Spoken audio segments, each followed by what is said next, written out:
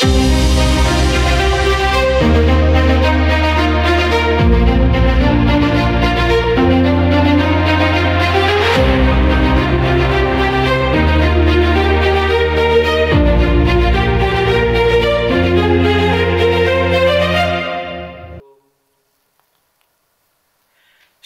dan selamat sejahtera kepada kita semua. Selamat datang ke program Wacana Firman musim yang ketiga.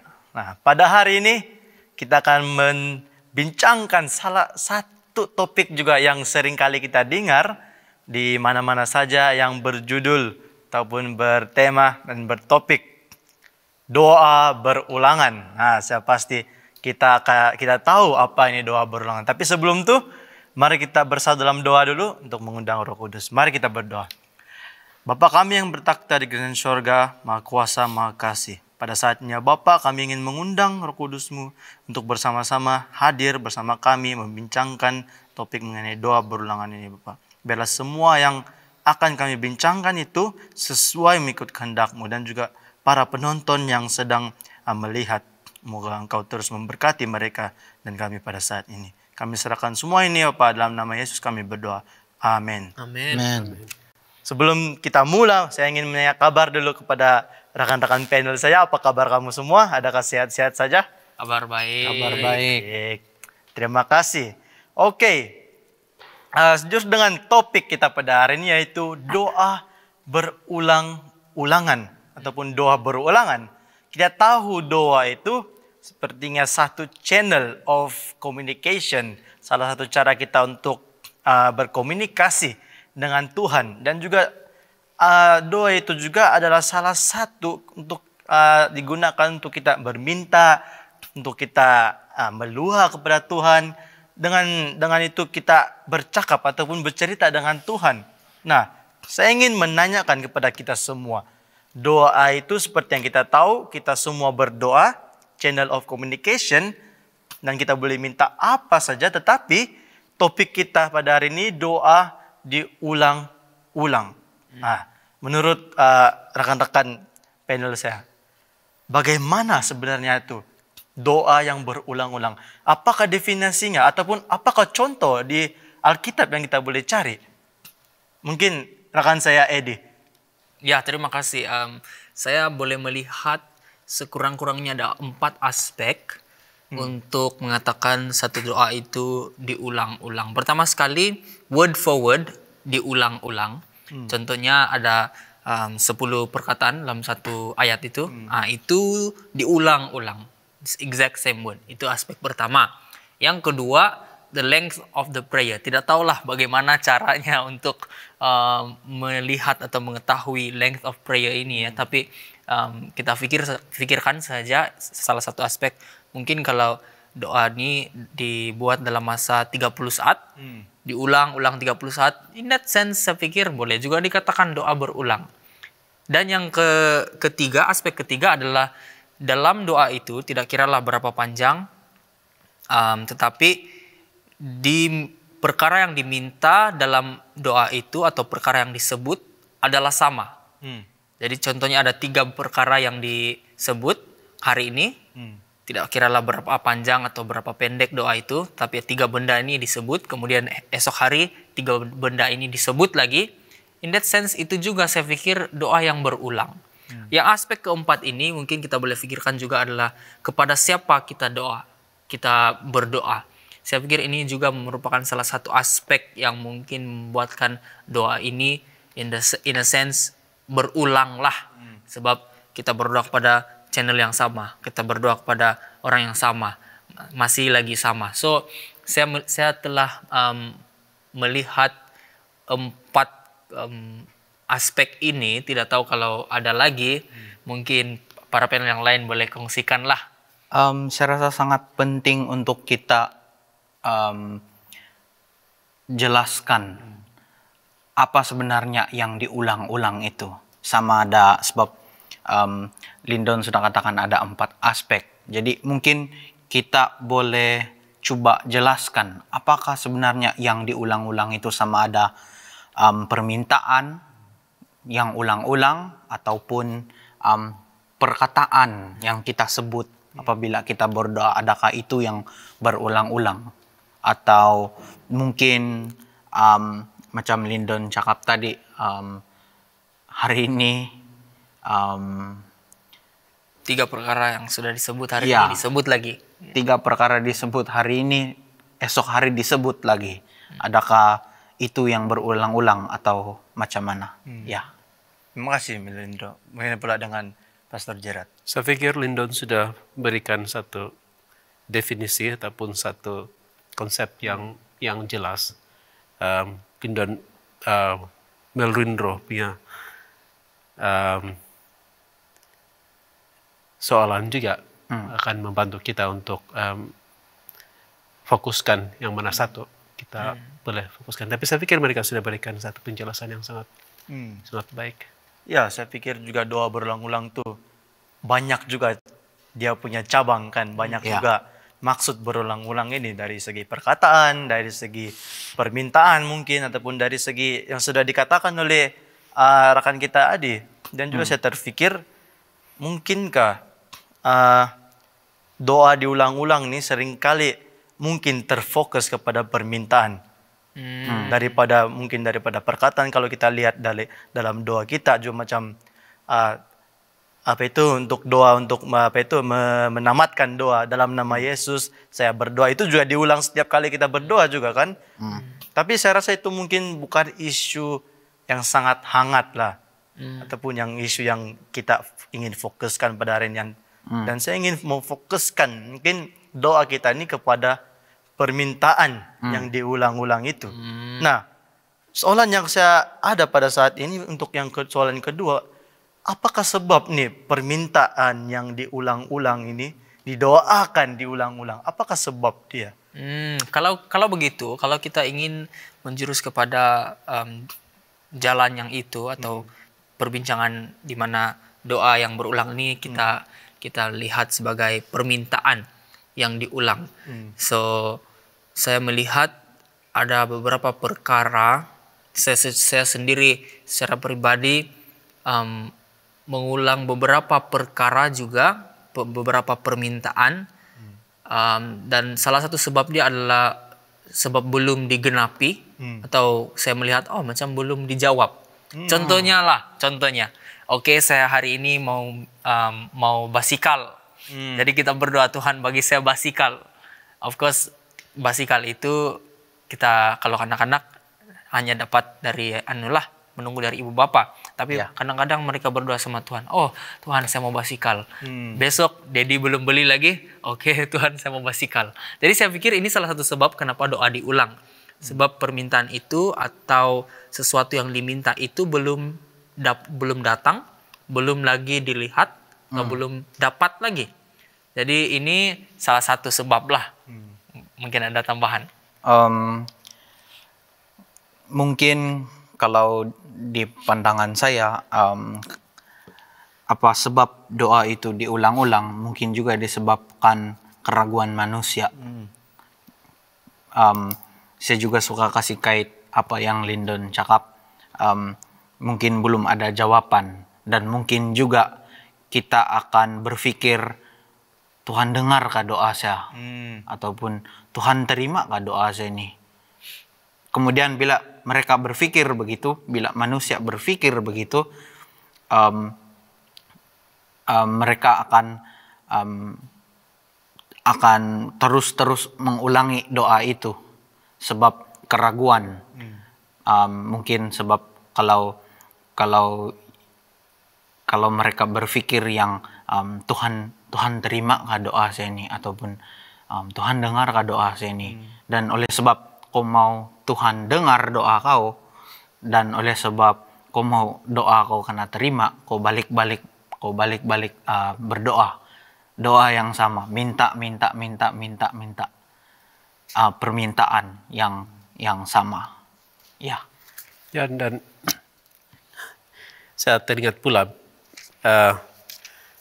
kadang-kadang kan kalau kita memanggil seseorang, kita akan memanggil orang itu sampai orang itu katakan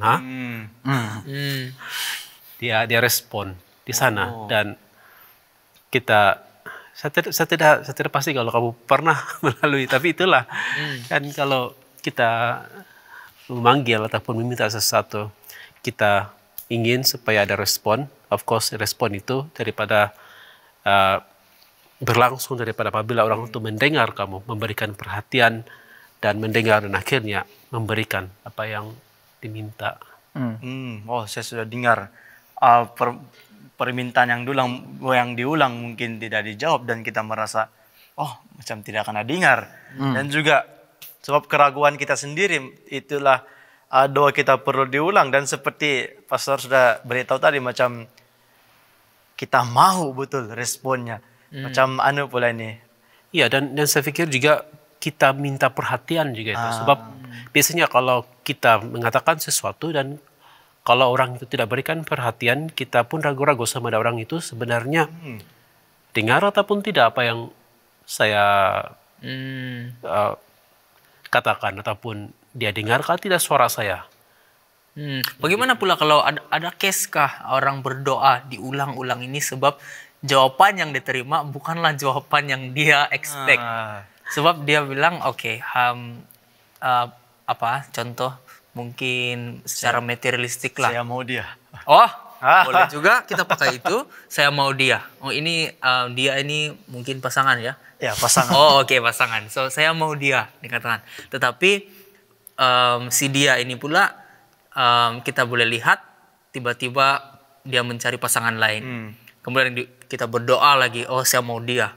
Nah, itu bukankah Tuhan sudah menjawab, tetapi dia tidak terima jawaban Tuhan dan diulang lagi sebab mau paksa Tuhan ini yang saya mau ini ikut saya punya doa. Ini saya mau, jangan bagi jalan lain begitu kan. Mungkin itu salah satu sebab juga doa diulang ya, sebab Tuhan memberi jawaban yang sebenarnya bukan apa yang kena expect atau apa yang ditunggu-tunggukan oleh si yang berdoa itulah. Ya, dengan apa yang sudah kita bincangkan, saya ingin membawa kita pada cerita di Lukas 18. Kalau kita buka dalam Lukas 18, mari kita lihat. Di mana satu perumpamaan dari ayat yang pertama hingga ayat yang ke-8 atau yang ke-7. Saya meminta mungkin Melindro boleh baca dalam Lukas 18 ayat 1 hingga 7. Lukas 1 hingga 8. Lukas 18 1 hingga 8. Ya. Baiklah. Kemudian Yesus menceritakan ibarat ini untuk mengajar mereka bahwa mereka harus sentiasa berdoa dan tidak putus asa. Yesus berkata, di dalam sebuah kota ada seorang hakim yang tidak takut akan Allah atau mempedulikan sesiapa. Di kota itu juga ada seorang balu yang kerap kali datang kepada hakim itu untuk menuntut keadilan terhadap lawannya. Sekian lama hakim itu menolak tuntutannya, tetapi akhirnya dia berkata dalam hatinya, walaupun aku tidak takut akan Allah dan tidak pedulikan sesiapapun, tetapi disebabkan balu ini terus mengganggu aku, biarlah aku mengadili tuntutannya. Jika tidak, dia akan terus-menerus datang dan mengganggu aku. Tuhan menambah, dengarlah apa yang dikatakan oleh hakim yang tidak adil itu. Tidakkah Allah akan membelah umat pilihannya yang berseru kepadanya siang dan malam? Adakah dia akan bertangguh untuk melaksanakan keadilan bagi mereka? Aku berkata kepadamu bahwa Allah akan melaksanakan keadilan bagi mereka dengan segera. Tetapi apabila Anak Manusia datang, adakah dia akan menjumpai iman di bumi ini? Terima kasih Merindo. Kalau kita lihat dalam perumpamaan di Lukas 18 ayat 1 dan 8, kita boleh melihat bahwa seorang janda yang tidak ada hentinya untuk datang kepada hakim itu meminta minta belah haknya ataupun tuntutannya. terhadap lawannya. Nah, meskipun hakim ini adalah seorang yang tidak takut akan Tuhan dan dia tidak menghormati seorang pun, tetapi dia kemudiannya membenarkan dia supaya janda ini tidak menyusahkan dia lagi. Nah, kita boleh di sini, adakah doa berulangan ataupun kita kasih samakan dengan permintaan janda itu, adakah doa berulangan itu menyusahkan Tuhan? Sebab kita lihat sini seperti hakim itu diganggu oleh janda itu dan sejurus dengan soalan itu, adakah bolehkah kita berdoa tanpa henti supaya mungkin Tuhan rasa tersusah begitu dan dia memberikan? Macam mana pandangan rekan-rekan panel saya? Saya rasa Tuhan tidak merasakan menyusahkan kalau kita berdoa sama Dia, sebab saya percaya bagi umat-umat yang telah menerima Yesus sebagai juru selamat mereka dan percaya kepada pekerjaan kematian dan kebangkitan Yesus, mereka ini sudah masuk dalam keluarga Tuhan dan dipanggil anak-anak Tuhan. Adakah Tuhan merasa menyusahkan mendengar keluhan anak-anak dia? Nah, saya belum lagi menjadi seorang bapa, jadi saya tidak mengerti sepenuhnya apa perasaan seorang bapa apabila anak mereka mengeluh. Tetapi secara logiknya saya pikir tidak menyusahkan, sebab ada itu perasaan cinta, menyayangi, dan kita kisah kepada kepribadian dan juga kebajikan anak-anak kita itu. Jadi sudah tentu kita tidak akan merasakan menyusahkan lah. Yang berasa menyusahkan di sini adalah si hakim. Dia berasa balik-balik sudah dia jumpa saya, ini menjadi sangat menyusahkan bagi saya. Jadi kita boleh lihat si hakim itu yang berasa begitu. Tetapi saya pikir dibuat kontras kepada Tuhan di sini bukan bermaksud Tuhan itu seseorang yang akan merasa kita ini menyusahkan kalau kita berdoa berulang-ulang atau berdoa berterusan atau konsisten. Tidak. Tetapi poin dia saya pikir di dalam ayat ini atau perumpamaan ini adalah sedangkan hakim itu yang tidak pun kisah pasal si janda itu sehingga dia merasakan si janda ini balik-balik minta bela, menyusahkan. Sedangkan hakim itu sendiri yang merasa begitu, masih juga at the end dia membelakan tuh, menjawab, masih juga melakukan apa yang baik. Apalagi Tuhan yang sebenarnya kisah kepada kita dan sebenarnya menyayangi kita, apakah dia tidak akan segera memberikan jawaban? Saya pikir itu poin perumpamaan ini. Tidak tahu kalau ada tambahan lain lah mungkin dari Melrindro. Saya setuju dengan apa yang Saudara Adi sudah katakan tadi tentang kasih Tuhan. Mungkin saya rasa doa yang berulangan itu untuk saya tidak akan mengatakan itu menyusahkan Tuhan, karena apa yang sudah dikatakan oleh Adi, Tuhan ini dia penuh dengan kasih. Dan kalau mungkin juga kalau kita ambil contoh hubungan antara bapak dan anak, saya rasa kita boleh nampak persamaan di sana. Kalau kita lihat hubungan ibu bapak dengan anak, selalunya kalau untuk saya bukan bapak lah, saya ambil ibu lah. Kalau ibu saya, kalau pocket money, ya, kalau dia sudah bagi pocket money dan saya punya pocket money saya guna, kemudian habis. Kadang-kadang saya segan juga mau minta. Nanti karena tanya kenapa awal betul duit kau habis bilang. Jadi kadang-kadang saya diam-diam. Tapi kalau saya diam-diam terus nanti itu ibu saya, mama saya, bila dia sudah tahu saya diam-diam, dia marah. Kenapa kau tidak kasih tahu saya? Kenapa kau tidak kasih tahu saya? Tidak sudah duit kau. Lepas tu saya cakaplah, nanti balik-balik bah saya minta duit. Saya bilang nanti habis duit gitu. Tidak, kau minta sejak saya bagi juga kau gitu. And then dia cakap lagi, kau ni sama aja dengan abang kau. Abang kau pun kalau tidak duit sebetul-betul mau keluar juga jalan, tidak pun mau kasih tahu saya bilang. Dan saya rasa masa itu saya berpikir, kenapa dia marah? Kenapa dia ibu saya berkata begitu?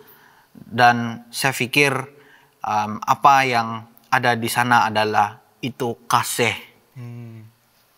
yang ada dari ibu saya. Ya, saya rasa kalau kita kita lihat dari sudut pandang Tuhan, mungkin juga memang saya rasa memang Tuhan disebabkan Tuhan penuh dengan kasih. Saya rasa bila kita meminta sesuatu yang berulangan itu tidak juga menyusahkan Tuhan. Kalau kita katakan Yesus itu penuh dengan kasih. Ya. Oh, kalau kita lihat, kalau kita minta berulangan itu tidak menyusahkan Tuhan. Tapi daripada cerita kau tadi, saya mungkin bertanya, kalau kita tidak minta sama Tuhan, adakah itu menyusahkan dia atau macam mana? Sebab ikut cerita kamu tadi, macam ibu kamu macam ya dia sangat risau begitu.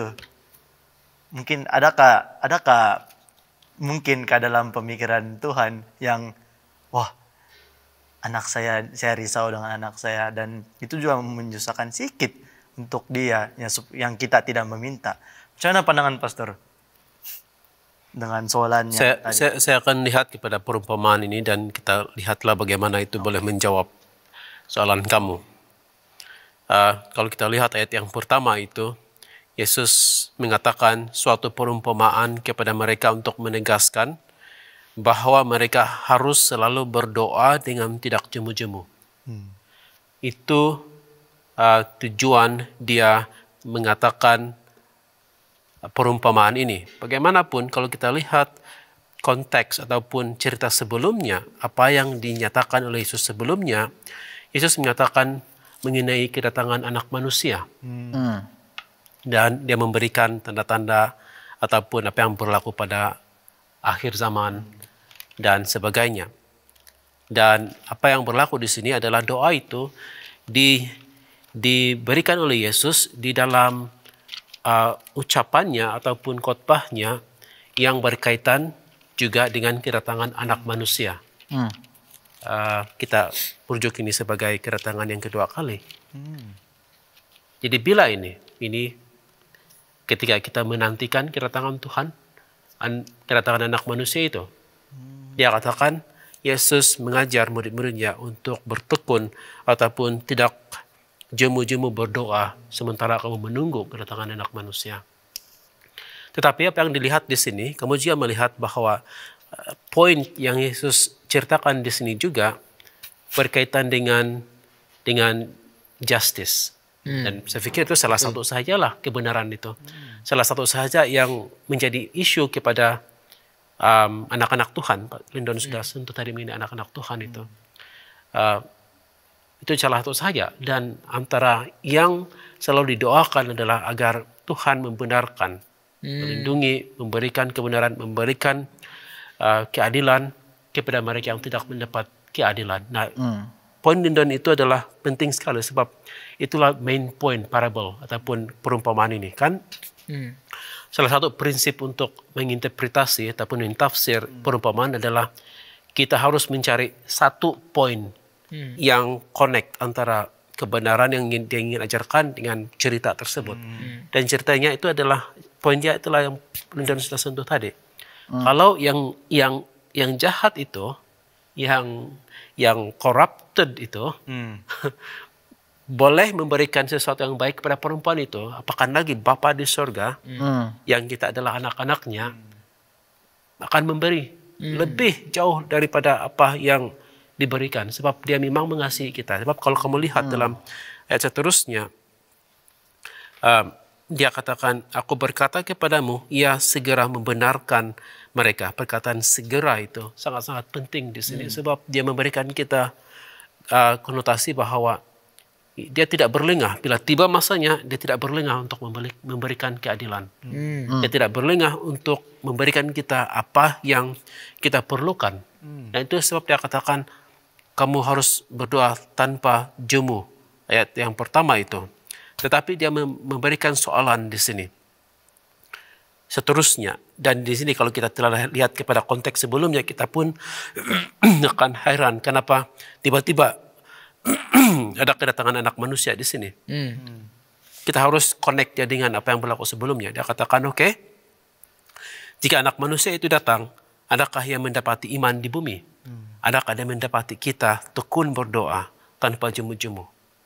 Apabila kita datang, apabila kita hidup sebagai anak-anak dia, yang dia menunggu itu untuk memberikan kita apa yang baik. Yesus katakan hadiah yang baik ataupun karunia yang baik itu adalah Roh Kudus. Apakah kita tidak jemu-jemu untuk mendapatkan sesuatu yang baik daripada Tuhan? Apakah kita mempunyai iman ataupun tidak mempunyai iman? Apakah dia akan menemui iman di bumi ini? Seterusnya juga perumpamaan yang berkaitan dengan doa.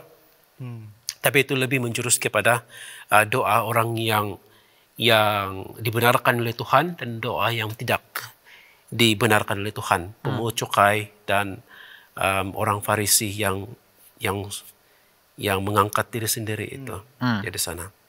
Jadi kalau kita melihat itu di sana, saya pikir kita boleh melihat bagaimana doa ataupun jawaban kepada soalan kamu dan juga connected dengan Melindro punya cerita itu di sana, bahwa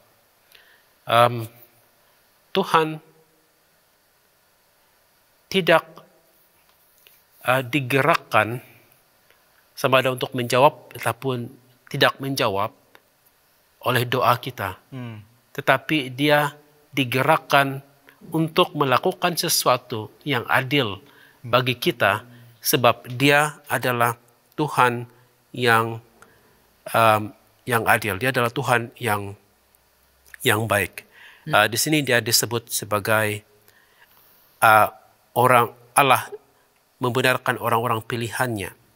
Ia akan mengulur-ulur waktu. Dia tidak akan mengulur-ulur waktu ataupun melengah-lengahkan. Dia akan membenarkan mereka. Dan di sini kita melihat bahwa Allah itu lebih daripada apa yang kita lihat dalam hakim tersebut. Dan kalau kita lihat, terima kasih Dr. Jeran untuk perkongsian dan pencerahan berdasarkan konteksnya juga. Dikatakan sebelum ini berkaitan dengan kedatangan kerajaan Allah, kedatangan anak manusia.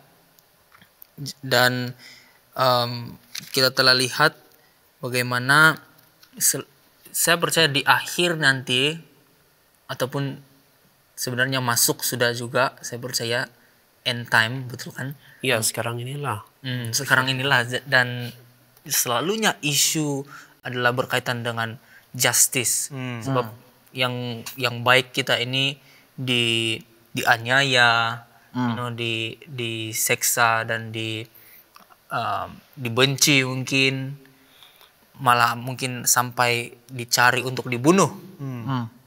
Jadi di sini tidak ada justice-nya, dan kita berseru kepada Tuhan, Tuhan bela kami, bela kami, bela kami.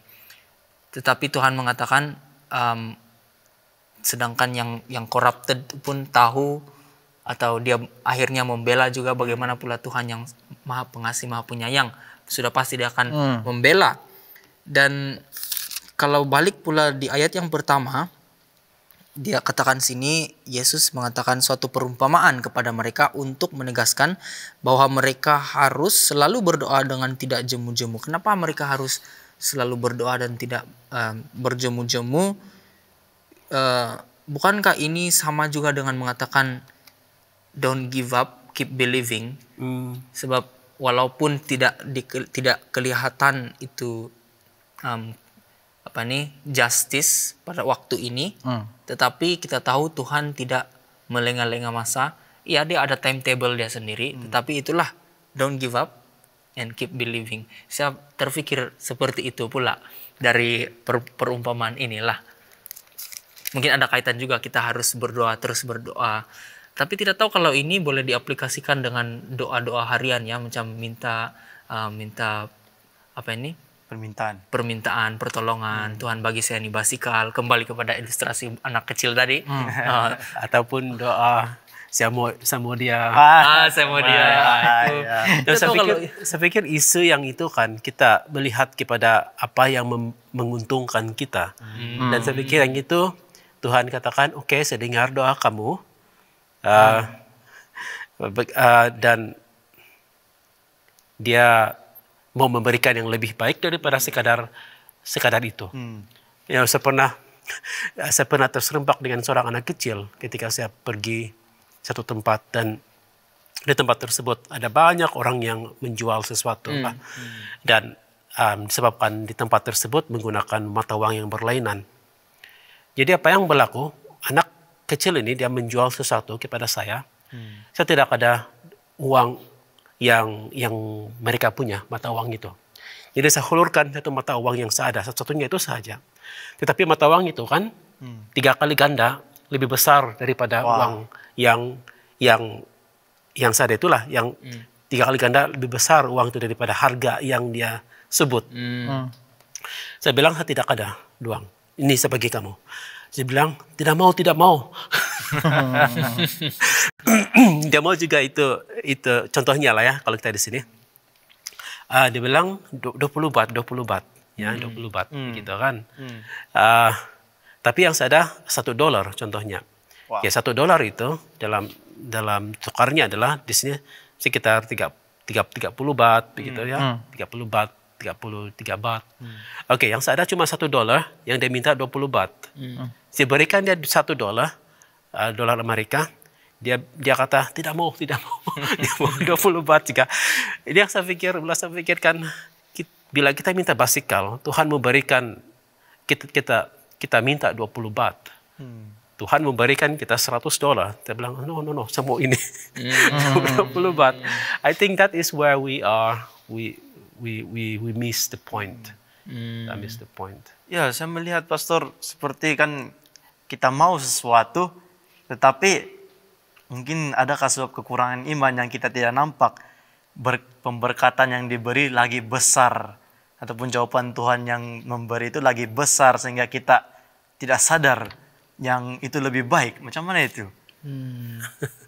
Kekurangan iman ya. Kekurangan iman. Adakah itu sebabnya, ataupun simply kita tidak nampak macam mana berkat itu sudah ataupun jawaban itu sudah diberikan kepada kita, tetapi in a form yang lain, ataupun adakah itu juga sebagai satu pemberkatan yang kita tidak nampak?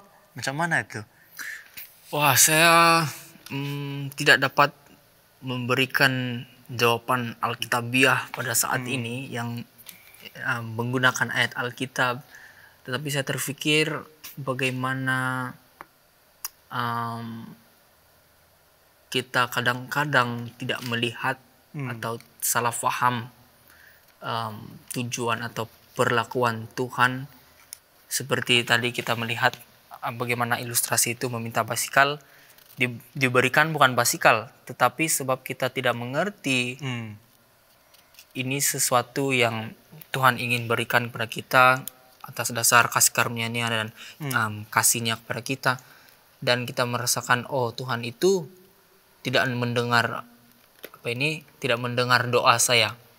Saya minta lain, dia tidak jawab. Kita mengatakan saya minta ini tapi dia tidak menjawab. Sebenarnya dia menjawab dengan mungkin menggunakan atau memberikan sesuatu yang lain, sesuatu yang lebih baik.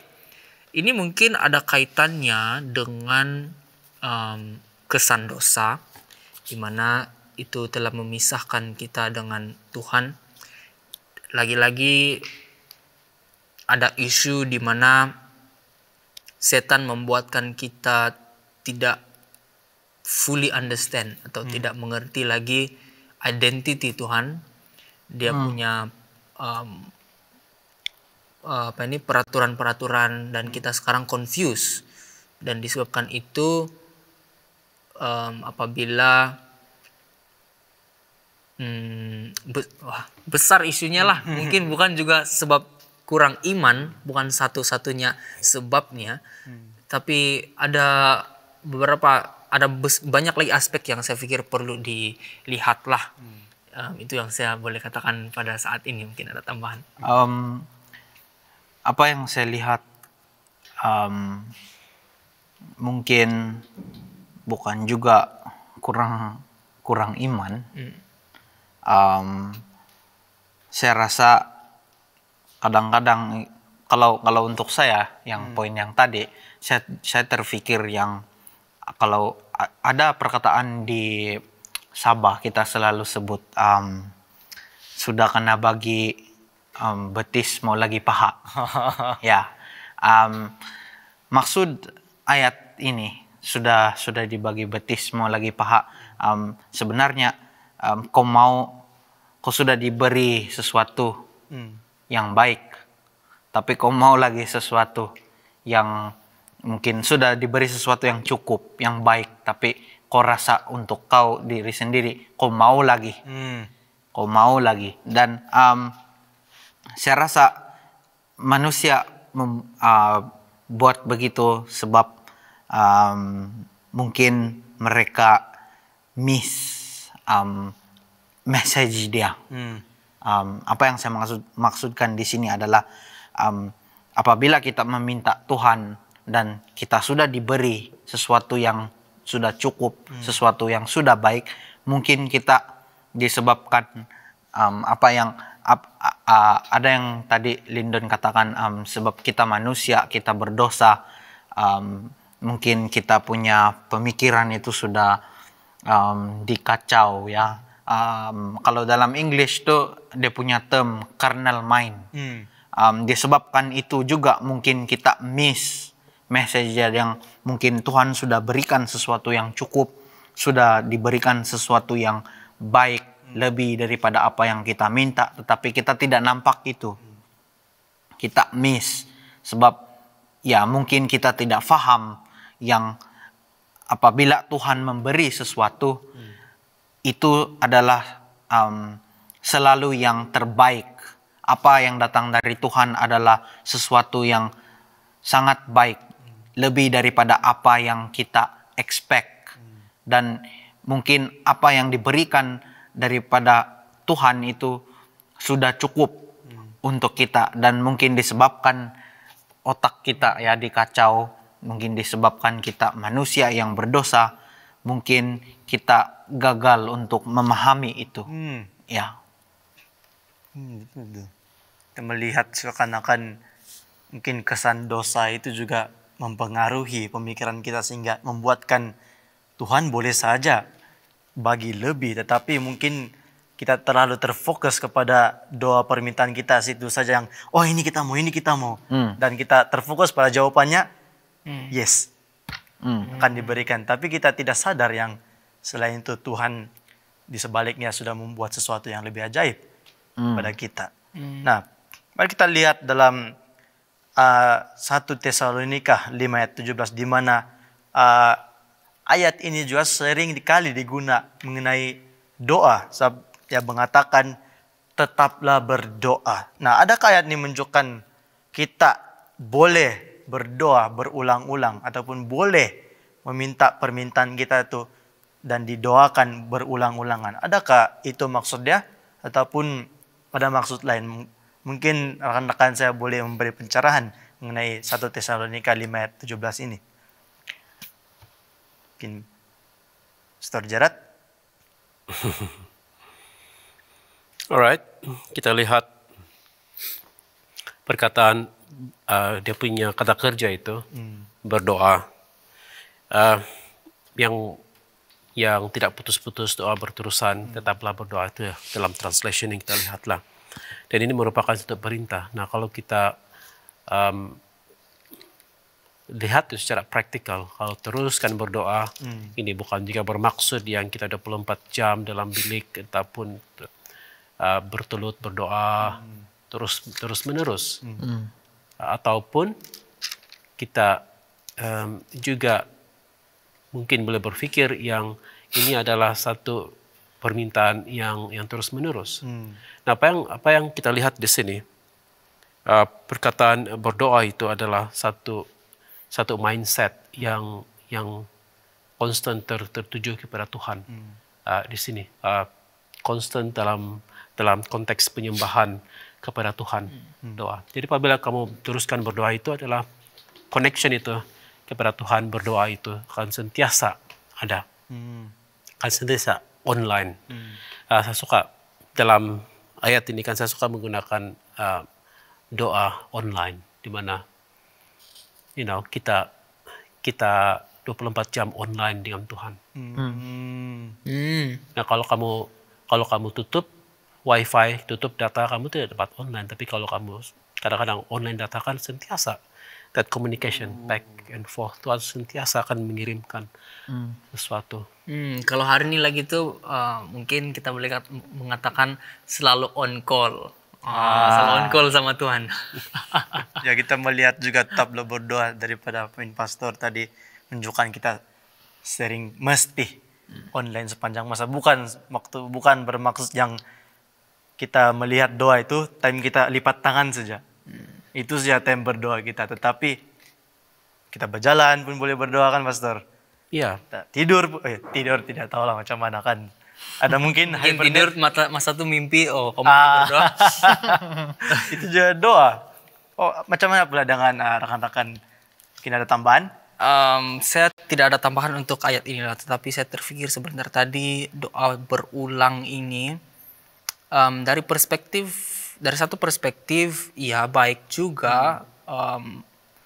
Kalau kita just simply say doa berulang, ini menyebut mengenai konsistensi atau menggambarkan sesuatu yang konsisten. Kita doa konsisten, mungkin itu dari satu aspek, jadi itu sesuatu yang baik. On the other side, mungkin ada kaitan isu tadi kurang iman, sebab dia tidak mau menerima apa yang Tuhan telah berikan atau jawaban Tuhan yang Tuhan telah berikan. Dia tidak mau terima, dia terus lagi berdoa. Jadi ya macam ada dua side lah, ada dua bahagian. Tetapi saya terpikir juga, bukankah doa ini sesuatu yang personal dan di antara kita dan Tuhan, dan sekiranya kita merasakan saya doa berulang-ulang ini bukanlah sebab saya kurang iman, tapi sebab saya konsisten dan saya percaya ini sesuatu yang benar yang boleh saya lakukan, so saya lakukan. Dan kalau begitu, siapakah kita untuk judge orang yang buat seperti itu kan? Ini saya mau bagi perspektif lah, mungkin ada hal yang mau bahas nanti. Tapi on the other side, kalau orang ini merasakan macam doa berulang ini tidak baik lah, sebab kalau saya sama anak saya pun bukan satu conversation ulang-ulang setiap hari, dia sentiasa berubah, ada saja sesuatu yang baru dan sentiasa dynamic. So kalau orang ini merasakan doa berulang saya tidak mau lakukan, dan kalau naluri hatinya itu sudah mengatakan seperti itu dan dia tidak buat, dan itu terpulang sama dia, dan siapakah kita untuk judge lah? Itu yang mindset saya sekarang. Mungkin ada yang mau bahas sedikit. Apabila saya dengar penerangan dari Dr. Gerard tentang 1 Tesalonika 5 ayat 17 dan ilustrasi tadi sentiasa online. Saya juga terpikir mungkin juga sebenarnya Tuhan senantiasa ada. Mungkin Tuhan mengatakan, saya sini saja nih. Kalau ada apa-apa, kau cakap aja sama saya. Mungkin begitu. Itu yang saya terpikir lah, apa yang saya nampak dari apa yang saya lihat apabila saya dengar penerangan dari Dr. Gerard tadi. Dan ini juga memberitahu kita yang dimana kita harus sentiasa konsisten, yang dikatakan oleh Lindon tadi, ini juga menunjukkan yang kita harus senantiasa konsisten karena Tuhan konsisten dengan kita. Dan kenapa kita tidak mau konsisten kan?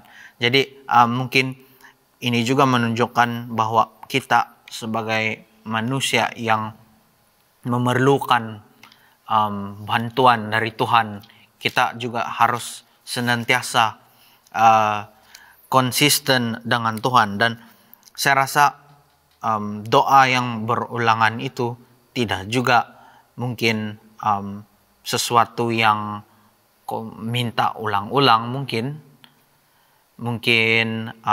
ini menunjukkan yang kita ini konsisten. Kita harus konsisten dalam berdoa dengan Tuhan. Dan saya rasa kita juga harus lihat motif seseorang itu bila dia berdoa. Kalau apa yang dia minta itu sesuatu yang tidak baik, sesuatu yang keinginan dia saja. Mungkin bila kau minta balik-balik sama Tuhan dengan keinginan yang kau mau sesuatu, tapi apa yang kau mau itu, apa yang kau ingin itu tidak baik. Saya rasa doa berulangan yang menuju kepada keinginan yang tidak baik itu mungkin salah. Ya. Iya, terima kasih dengan pendapat kamu. Kalau kita lihat dalam Markus 11 ayat 24. Saya akan membaca, karena itu aku berkata kepadamu, apa saja kamu minta dan doakan, percayalah bahwa kamu telah menerimanya, maka hal itu akan diberikan kepadamu. Nah, kalau saya pikir pasal ayat ini, kalau kita minta, berdoa dan percaya dan kita doa itu akan dikabulkan, untuk saya melihat ini hanya one time prayer kalau dari segi meminta. Nah, jadi mana satu yang patut kita doakan adalah, adakah perlu berulangan dengan permintaan ataupun hanya perlu satu kali saja permintaan itu boleh dikabulkan? Saya pikir ada berkaitan dengan bimbang hati, sebab kalau kita lihat di ayat sebelumnya, dari ayat 22, Yesus menjawab mereka, dari 21 lah, maka teringatlah Petrus akan apa yang telah terjadi, lalu ia berkata kepada Yesus, Rabi, lihatlah pohon ara yang kau kutuk itu sudah kering. Yesus menjawab mereka, percayalah kepada Allah. Dan ayat 23, aku berkata kepadamu, sesungguhnya barang siapa berkata kepada gunung ini, beranjaklah dan tercampaklah ke dalam laut, asal tidak bimbang hatinya tetapi percaya bahwa apa yang dikatakannya itu akan terjadi, maka hal itu akan terjadi baginya. Dan barulah masuk, karena itu aku berkata kepadamu, apa saja yang kamu minta dan doakan, percayalah bahwa kamu telah menerimanya. Saya pikir bukan juga isunya doa berulang atau doa one time, tetapi kadang-kadang kalau kita berdoa ini kan seperti kita masih lagi ragu-ragu dan mindset kita macam tidak dijawab ini. Tetapi saya pikir itulah dia, kalau kita mendoakan, kita harus percaya, sampai kepada Tuhan. Tuhan mendengar. Dan Tuhan tahu apa yang kita minta itu. Dan saya pikir kalau kita mempunyai mindset seperti itu kan, iya mungkin boleh juga diulang doa itu keesokan hari. Tetapi kita mempunyai kepastian bahwa Tuhan mendengar dan Tuhan akan jawab. Saya pikir itu lagi penting untuk kita lihatlah. Mungkin ada tambahan dari lain. Ya. Apa yang saya pikir sebenarnya hampir sama dengan apa yang dikatakan oleh Lindon. Bila kita berdoa, memang penting untuk kita, bila kita berdoa, kita percaya bahwa Tuhan memang mendengar dan dia tahu keinginan kita, dia memang tahu. Dan mungkin macam saya cakap tadi, ikut juga apa yang kita maulah. Kalau itu sesuatu yang baik, memang mungkin Tuhan bagi jawaban. Tapi kalau itu sesuatu yang tidak baik mungkin Tuhan bagi pengajaran. Dan apabila kita berdoa itu memang pentingnya untuk kita percaya. Dan saya rasa kalau kita ulang-ulang pun saya tidak masalah dengan itu kalau biarpun kita sudah percaya bahwa Tuhan memang mengetahui ya. Dan terima kasih Rin Ya. dengan apa itu pendapat tadi. Saya ada last soalan di mana kita selalu dengar dengan perkataan push, PUSH. Dan kalau kita dengar itu dan kita baca pray until something happen. Mungkin apa pendirian kita dalam ayat ini atau perkataan ini pray until something happen, dan macam mana kita definisikan dengan yang betul sebenarnya untuk kita. Yang mana itu Pastor? Tidak ada masalah juga kalau kita pray until something happen. Tetapi perkataan something itu subjektif. Apa itu something? Apakah that something is something sesuatu yang kita mau lihat dia berlaku, ataupun apakah something itu adalah apa yang terbaik bagi kita pada pikiran Tuhan yang langsung tidak ada kaitan apa-apa yang seperti apa yang kita minta. Jadi selagi kita pikirkan pray until something happen dan biarkan something itu dalam urusan Tuhan, saya pikir tidak ada masalah juga. Kalau ada orang yang mau terusan berdoa pun tidak ada masalah. Teruskan kalau memang itulah iman mereka diperkuatkan dengan cara itu. Dan kalaulah orang itu mau berdoa sekali sahaja dan bagi dia itu adalah sesuatu praktis iman dia, tidak ada masalah juga. Teruskan. Kalau kita combine-kan semuanya, saya pikir kalau kita berdoa sekali sahaja dalam satu konteks yang serius itu kan, dalam bertelut dan berdoa seterusnya. Tetapi dalam online yang saya katakan online doa itu, dalam pikiran kita that particular idea itu dalam pikiran kita sentiasa berada di sana. Walaupun kita tidak sebut itu, tetapi dia akan sentiasa berada di sana. Tuhan melihat itu. Dia akan sentiasa, kan kita online kan, Tuhan akan sentiasa melihat itu di dalam pikiran kita. Tiba masanya dia akan melakukan sesuatu, something itu, whatever that is. Terima kasih Pastor. Dengan topik doa berulangan ini, mungkin saya meminta rekan adik saya untuk memberikan pendapatnya ataupun kesimpulan yang kita boleh dapat pada hari ini. Ya, saya pikir apa yang Dr. Gerald katakan sebentar tadi sudah memadai, dan dia memberi kita gambaran bahwa kalau bagi saya lah ada baiknya juga kalau kita tidak selalu pikir dia buat itu salah, dia buat itu baik. Ya bagus juga untuk kita melihat dan membuat kita punya judgement sendiri. Tapi hal berdoa ini yang saya melihat yang lebih penting adalah kita stay connected with God. Itu pertama, stay connected with God. Dan macam kita katakan tadi online, online. Dan seperti mana yang kita telah baca sebentar tadi, apabila kita berdoa kepada Tuhan dan kita tahu dia sudah mendengar dan kita tahu dia akan menjawab. Dan saya pikir itu memberi kita sesuatu perasaan yang memberi ketenangan lah dan satu kegembiraan bagi kita. Oke, terima kasih rekan saya Adi. Sampai sini saja kita punya diskusi pada hari ini. Mungkin ada aja pertanyaan lain mengenai topik ini, tapi mungkin boleh diperlanjutkan di hari yang lain. Oke, untuk menutup diskusi kita, saya meminta Pastor Gerald untuk menutup kita melalui doa. Mari kita berdoa. Bapa kami dalam kerajaan surga, terima kasih ya Tuhan, sebab kami boleh memanggil-Mu Bapa kami dalam semua doa-doa kami. Terima kasih sebab apapun yang kami lakukan ataupun apapun yang kami ucapkan dalam doa kami percaya bahwa sebagai Bapa Engkau mengetahui yang terbaik bagi kami dan sentiasa terbuka mendengar dan begitu menginginkan kami untuk berhubung dengan Tuhan. Terima kasih ya Tuhan, apapun yang telah kami perbincangkan pada hari ini, biarlah itu akan membantu kami untuk terus menerus mempunyai iman kepadamu, sentiasa mengangkat namamu, sentiasa berhubungan denganmu dalam doa, walaupun kami tidak dapat memahami sepenuhnya, tetapi dengan iman kami boleh mempunyai connection denganmu.